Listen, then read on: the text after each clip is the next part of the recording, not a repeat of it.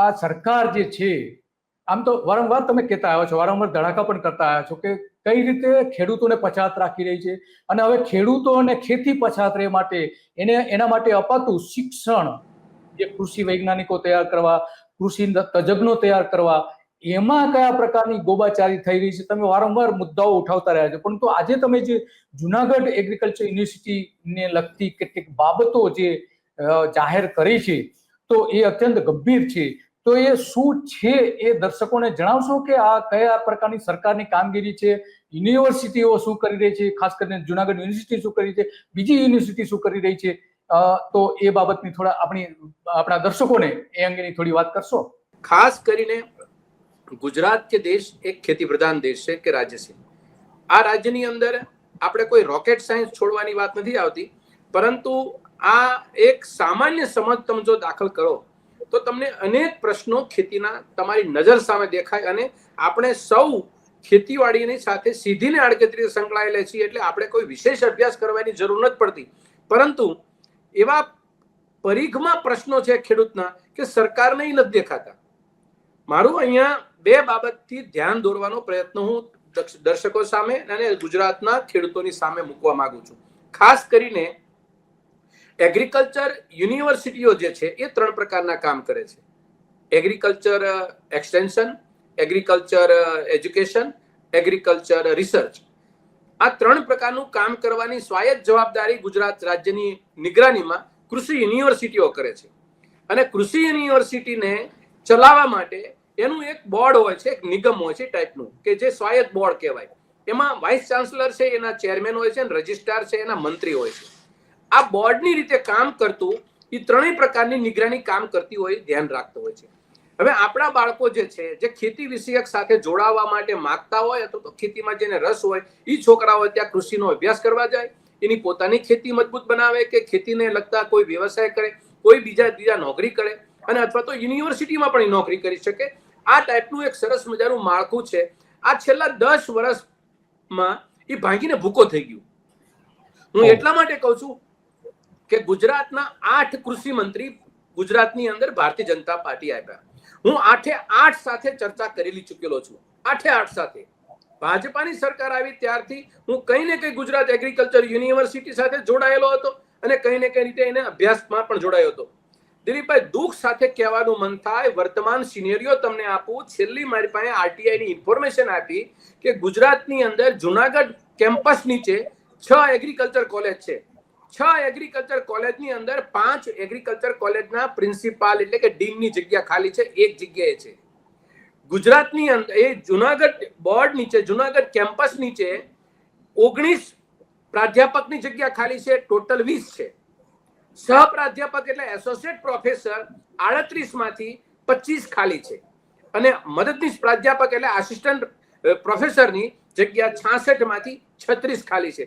દિલીપભાઈ, તમને ખ્યાલ આવે 124 માંથી જે જવાબદાર વાળા જે પદો છે એમાં 80 પદ ખાલી છે.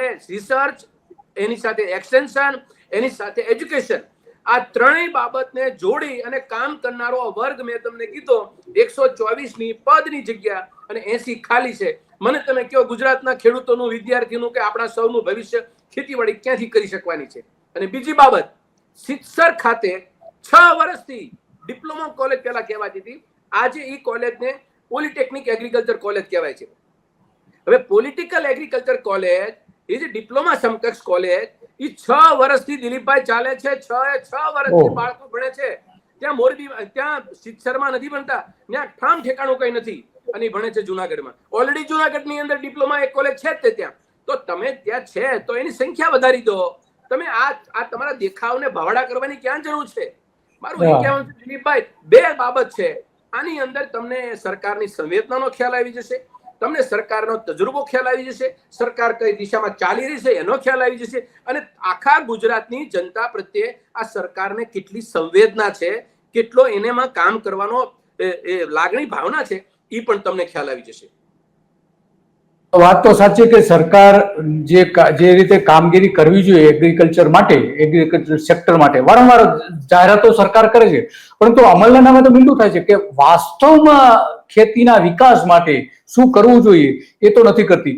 તો આમાં તમે જે મુદ્દો ઉભો કર્યો છે કે કે ત્યાંના જે કુલપતિ છે, જુનાગઢ યુનિવર્સિટીના કુલપતિ જે છે, એમના પુત્રને નોકરી આપી દીધી છે. શું છે મામલો આખો? દિલીપભાઈ, ખૂબ ગંભીર, અને અમે એગ્રીકલ્ચરના યુનિવર્સિટી સાથે લગભગ અમારા સીધા અને આડકતરા સંબંધોના આજે 3 દાયકા ઉપર થશે. 4થું દાયકો શરૂ છે અમારો. જુનાગઢ એગ્રીકલ્ચર યુનિવર્સિટી હોય કે ગુજરાત એગ્રીકલ્ચર યુનિવર્સિટીમાં કથળેલી વહીવટ તો મેં 10 વર્ષમાં સાંભળી લીધી, પણ ભ્રષ્ટાચાર જો પ્રવેશ કર્યો હોય તો ડોક્ટર વીપી ચોવટિયા જે વાઇસ ચાન્સેલર છે એની નિગરાનીમાં જેટલો ભ્રષ્ટાચાર અત્યારે ચાલી રહ્યો છે એવો જુનાગઢના કે કોઈ પણ એગ્રીકલ્ચર યુનિવર્સિટીમાં ન ભૂતો ન ભવિષ્યથી. હું તમને દાખલો આપું કે એના દીકરાને યુનિવર્સિટીમાં નોકરી રાખવા માટે થઈને સરકારે સંજ્ઞાન લીધું. ભ્રષ્ટાચાર એટલે કે મતલબ ગેરકાનૂની રીતે કે ગેરબંધારણીય રીતે કે એની ભરતી કે નોકરી આપવાની પરિસ્થિતિ મીડિયા સામે ચર્ચા થઈ. અમે સરકારને લખ્યું, એ દબાઈ ગયો. એ કેસને કોઈ બહાર ન કાઢવા દીધો.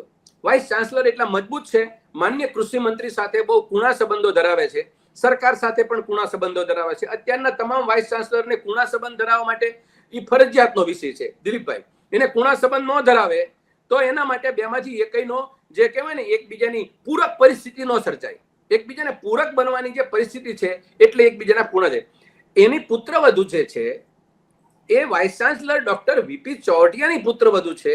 એ પેલા કર્મચારીને સપ્લાય કરવા, મેન પાવર કર્મચારીને સપ્લાય કરવાની કંપની ધરાવે છે. હવે આ કંપનીને એમાં ભાગ લેવો હોય, ધંધો કરવો હોય તો સરકારી કે એટલે યુનિવર્સિટીના એક બાયલોજ છે, નિયમો છે કે ઓનલાઈન ટેન્ડરિંગ છે, એનું ઓનલાઈન એપ્લિકેશન કરે, એમાં એ ભાગ લે, એમાં એને જો મળે તો એને કામ કરે. પરંતુ આ એની પુત્રવધુની કંપની એ ઓનલાઈન ટેન્ડરિંગમાં વિશ્વાસ નથી રાખતી, કારણ કે એના સસરા છે એ તો વાઇસ ચાન્સલર છે. એટલે આપણે તો બધું ચાલે. સસરા વાઇસ ચાન્સલર હોય તો પછી આપણે કઈ નિયમો થોડાક પાલન કરવાના હોય. એટલે સીધું એ ઓફલાઈન એપ્લિકેશન કરે છે.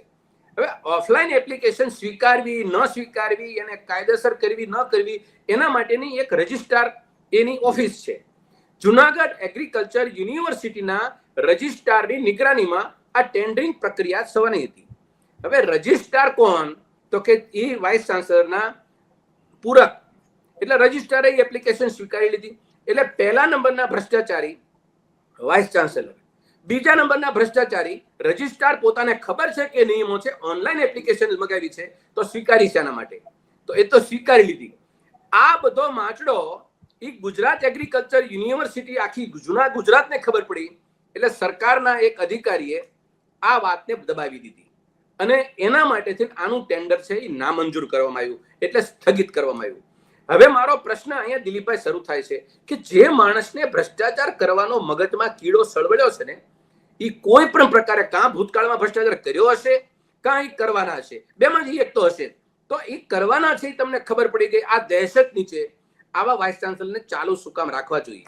અને જે વાઇસ ચાન્સલરના નિયમને ઓબે કરે, જે બંધારણના નિયમને ઓબે ન થાય એવા રજિસ્ટરને શું કામ ચાલુ રાખવા જોઈએ? મારા બંનેના આ vice chancellor, Junagadh agriculture university, એના જ રજિસ્ટ્રાર, આ બંનેને તાત્કાલિક ધોરણે એને પદથી દૂર કરવા જોઈએ. અને ગુજરાતની કોઈ પણ એગ્રીકલ્ચર યુનિવર્સિટીની અંદર ભરતી પ્રક્રિયા હોય કે પછી કર્મચારીની ભરતી પ્રક્રિયા હોય, ખરીદીની પ્રક્રિયા હોય, કોઈ પણ મરામતની પ્રક્રિયા હોય, એના ટેન્ડરિંગ છે એ ટ્રાન્સપરન્ટ એટલે પારદર્શક હોવા જોઈએ. આ પારદર્શક નથી અને છે એની નિયમોને તોડી નાખીને તે આ વિરુદ્ધમાં જઈ અને આવી પ્રવૃત્તિ કરે છે. એટલા માટે મેં રાજ્યના કૃષિ મંત્રીને અને રાજ્યના સરકારને મેં આજે જ એક પ્રેસ નોટથી એક પત્ર લખ્યો છે કે તમને આવા લોકો, અધિકારીઓ જે બેઠા છે એ સરકાર માટે પણ એ નિંદનીય બાબત હોવી જોઈએ. અને જુનાગઢની કૃષિ યુનિવર્સિટીની અંદર તમને ખબર પડી જ ગઈ કે એના દીકરોએ આવું ભ્રષ્ટાચારની આક્ષેપોમાંથી બહાર આવેલી પરિસ્થિતિ હતી, તમે ટેન્ડરની પરિસ્થિતિ છે, પછી નોકરીની ભરતીની પ્રક્રિયા છે, અનેક પ્રકારના કાદવ ઉછળેલા છે અને આક્ષેપો થયા છે. તો એક નિષ્પક્ષ તપાસ ગુજરાતની સરકાર લેવલે જેને જે રીતે કરવી હોય તો તપાસ કરે તો આમાં બહુ મોટા ભ્રષ્ટાચારના સંકેત પડેલા છે એવું આમાં દેખાઈ આવે છે, કારણ કે એને આ ધંધો કરી ચૂકેલા છે.